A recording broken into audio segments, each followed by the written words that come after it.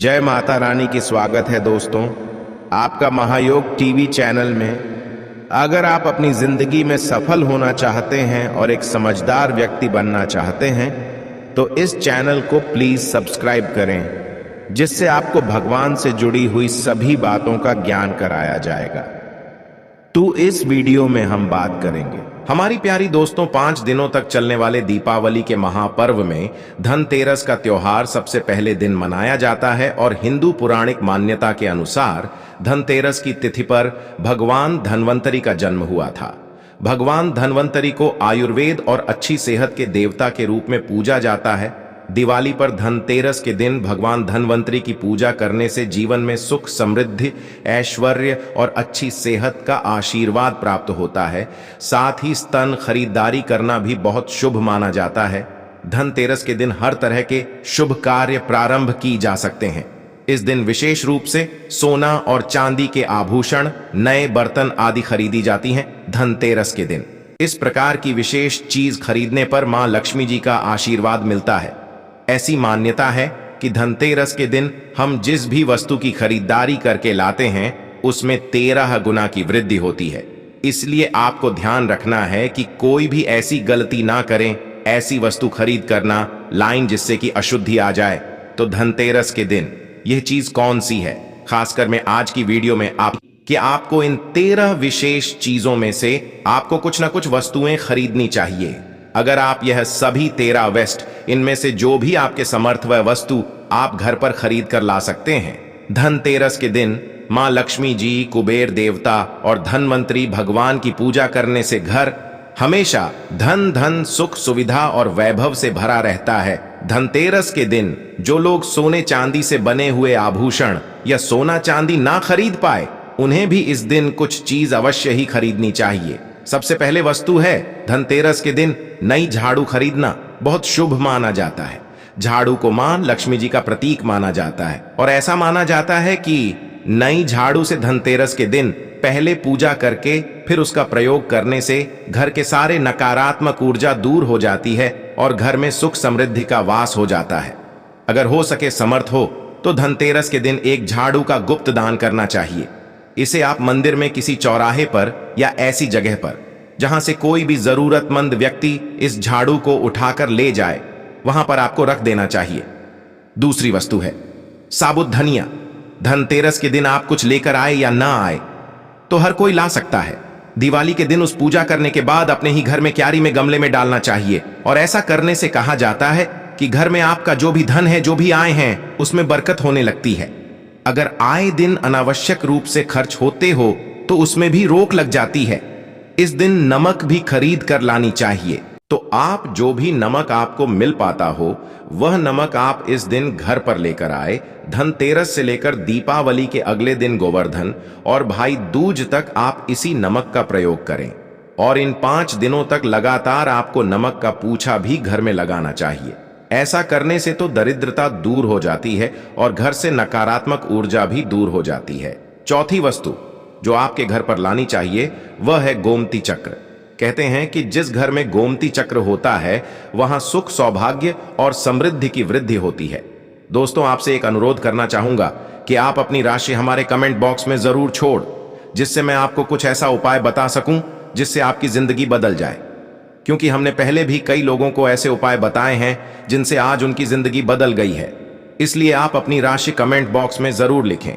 गोमती चक्र घर पर रखने से वास्तु दोष भी दूर हो जाता है और अगर घर परिवार में किसी भी सदस्य में आत्मविश्वास की कमी हो तो धनतेरस के दिन गोमती चक्र लाकर उनके हाथ से पूजा करवाकर फिर बाद में आपको इन गोमती चक्र को अपने मंदिर में या फिर धन रखने के स्थान पर आपको रख देना चाहिए।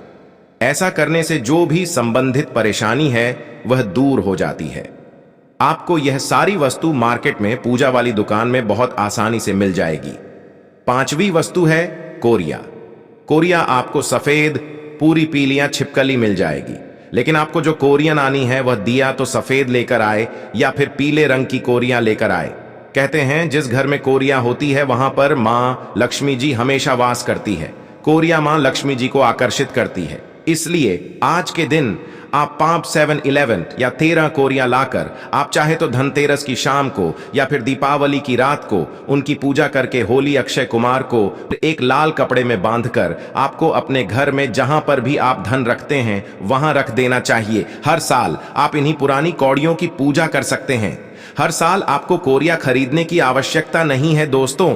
महायोग टीवी चैनल एक यूट्यूब चैनल नहीं है, बल्कि आप सब भाइयों और माता का यह एक परिवार है जिसमें हम सब लोग जुड़कर कार्य कर रहे हैं अपनी हिंदू धर्म को आगे बढ़ाने के लिए। इसलिए एक लाइक तो बनता है। यदि आप नई कोरिया खरीदना ही चाहते हैं तो पुरानी कौड़ियों को आप जल में प्रवाहित कर दी। छठी वस्तु है श्री यंत्र। खरीदते समय देख लीजिएगा कि उसे पर सभी चिन्ह, सभी जो भी निशान होते हैं वह अच्छे से अंकित होने चाहिए। श्री यंत्र जिस घर में होता है, नियमित रूप से श्री यंत्र की पूजा जी घर में होती है, वहां पर भी कभी धन का भाव नहीं रहता। श्री यंत्र की उत्पत्ति को लेकर धार्मिक पुराणों में उल्लेख मिलता है। एक बार महालक्ष्मी क्रोधित होकर बैकुंठ लोक चली गई।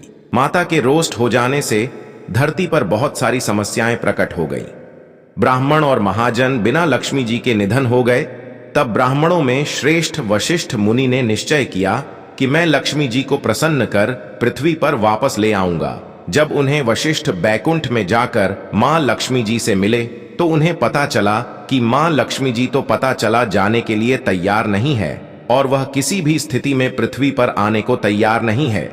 तब वशिष्ठ जी ने वहीं पर बैठकर भगवान विष्णु की आराधना शुरू कर दी। नारायण ने प्रसन्न होकर मुनि वशिष्ठ को अपने दर्शन दिए। वशिष्ठ जी ने श्री हरि विष्णु से कहा कि हम पृथ्वी पर बिना लक्ष्मी जी के बहुत दुखी हैं। हमारे सारे आश्रम उजड़ गए, धरती पर वैभव खत्म होने वाला है।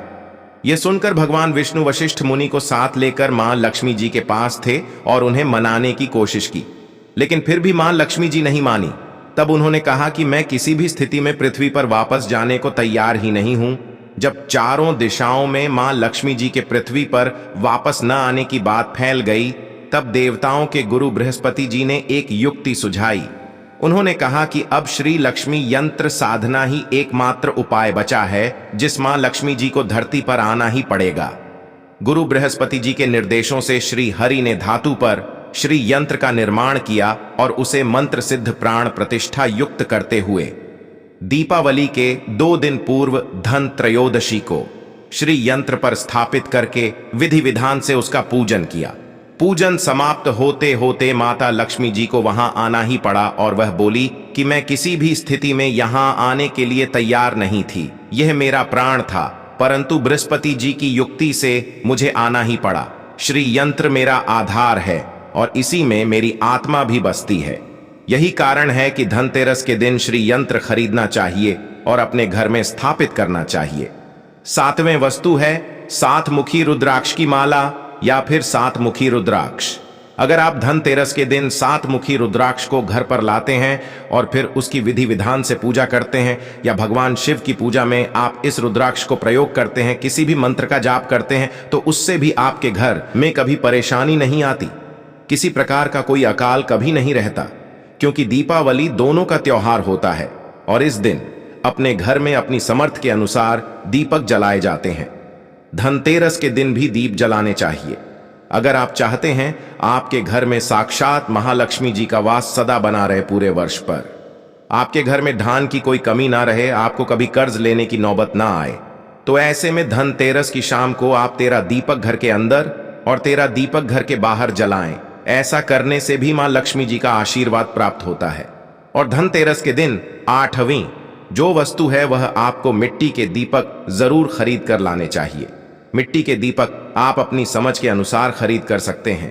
अगर हो सके तो किसी जरूरतमंद को, जहां पर धन का भाव हो, ऐसे घर में आप मिट्टी के दीपक का तेल सहित और बाती सहित हुई सहित दान भी कर सकते हैं। 9वीं वस्तु है लक्ष्मी जी और जी की मूर्ति। वैसे तो मिट्टी की मूर्ति ही घर पर लाना शुभ होता है, लेकिन यदि आप मिट्टी की मूर्ति ना लाना चाहे तो धातु की मूर्ति, जैसे कि आप चांदी की, सोने की या पीतल की मूर्ति भी घर पर ला सकते हैं। अगर आपके पास पहले से ही मूर्तियां हैं तो आप जरूरी नहीं है कि हर दीपावली पर मूर्ति खरीदें। धातु की मूर्ति यदि है तो हर साल आप मूर्ति ना खरीदें, लेकिन मिट्टी की यदि मूर्ति है तो उनका विसर्जन आपको धनतेरस के दिन नई मूर्तियां लाकर उनकी पूजा विधि विधान से करनी चाहिए। धनतेरस के दिन खरीदी गई नई मूर्तियां की पूजा आपको दीपावली की शाम को करनी चाहिए। धनतेरस के दिन आप भगवान गणेश और महालक्ष्मी जी की जो मूर्ति खरीदें, वह खरीदते समय यह ध्यान रखें कि दोनों मूर्ति अलग अलग होनी चाहिए और दोनों ही मूर्ति में भगवान गणेश और लक्ष्मी जी बैठी हुई मुद्रा में हो, खड़े भी मुद्रा में लाई गई। जो मूर्तियां होती हैं वह उग्र स्वभाव की ओर चंचल मानी जाती है। अगर आप खड़ी मुद्रा वाली मूर्तियां लेकर आते हैं तो ऐसे में धान का भाव आपके घर में लगातार बना रह सकता है। और आपको ध्यान रखना है कि जो मूर्तियां आप लेकर आए वह कहीं से भी खंडित ना हो, टूटी भी ना हो। गणेश जी की प्रतिमा खरीदते समय ध्यान रखें कि उनकी जो सूंड है वह बाईं तरफ मोदी हुई हो और उनका वाहन मूषक भी उसे मूर्ति में जरूर बना हो और भगवान गणेश के एक हाथ में लड्डू या मोदक भी होना चाहिए और मां लक्ष्मी जी की जो मूर्ति है वह कमाल के फूल पर विराजित होने चाहिए और उनके हाथ में सिक्के हों या फिर सिक्के गिरने वाली अवस्था में हो। ऐसी मूर्तियां घर पर लाना बहुत शुभ होता है।